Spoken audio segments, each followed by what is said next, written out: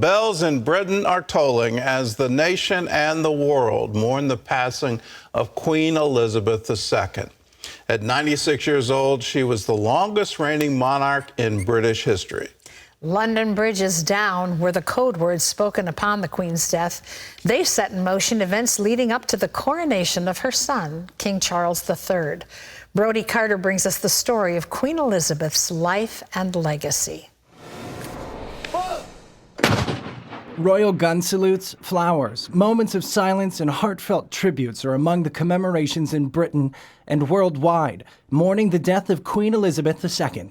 Because the Queen was respected around the world. United Kingdom's Prime Minister Liz Truss hailed the Queen as the rock of modern Britain. Our country has grown and flourished under her reign. Britain is the great country it is today because of her. A double rainbow appeared in the sky over Buckingham Palace shortly before the announcement of the Queen's death, news that stunned the public. Shocked. I can't believe it. I'm gutted.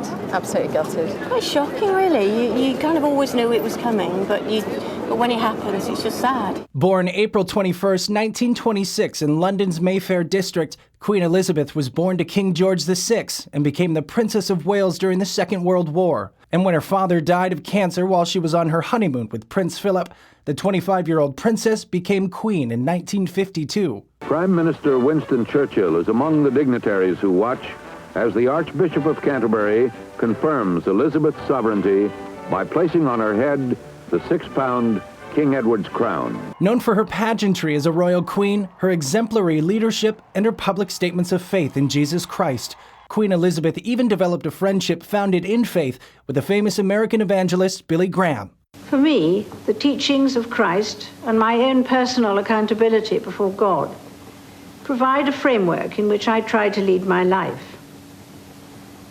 I, like so many of you, have drawn great comfort in difficult times from Christ's words and example.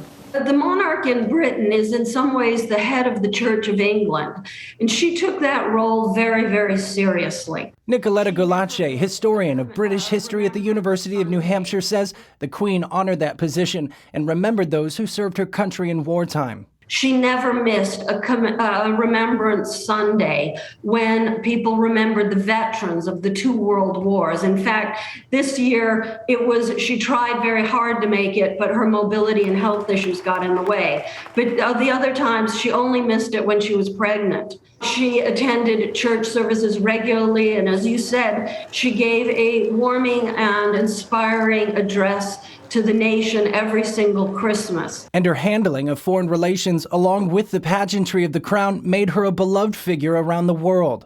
London Bridge is down. Those are the code words for the Queen's death, spoken Thursday by her private secretary to inform the Prime Minister and the Council, setting into motion the events leading up to the coronation of her son, King Charles III.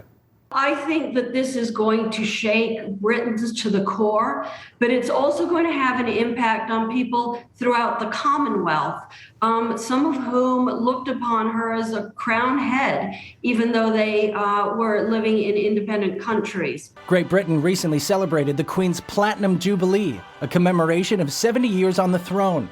Elizabeth ruled longer than any other monarch in British history. The Queen died at Balmoral Castle, her summer estate in the Scottish Highlands. That's where she's been since the month of July. Her death came shortly after an announcement from Parliament about her failing health, leading to a new monarch on the throne who will have a formal coronation, although he already took the throne upon his mother's death. He is king because the minute the spirit left the Queen's body, he became the king. It is a mystical thing that happens. Britain now begins 10 days of mourning. The Queen's body will be sent by train to King's Cross Station. Charles will be there with Prime Minister Truss. And the Queen will lie in state at Westminster Hall, and the funeral will take place at Westminster Abbey. Brody Carter, CBN News. Well, it truly is an end of the age where you look at her career, what she stood for, and how she stood so strong. Her Christmas addresses to the nation, to the entire world, were famous. She would write them. One of her titles, and it's a title that I think sometimes gets ignored, but one of her titles is Defender of the Faith. And here are some of the words that she wrote in one of her Christmas addresses. It was after a year of sorrow for her. I know just how much I rely on my own faith to guide me through the good times and the bad. Each day is a new beginning. I know that the only way to live my life is to try to do what is right, to take the long view, to give all of my best in all that the day brings, and to put my trust in God. Those are wonderful words, and almost as a signature, an approval from heaven, if you will, the rainbows that were over Buckingham Palace.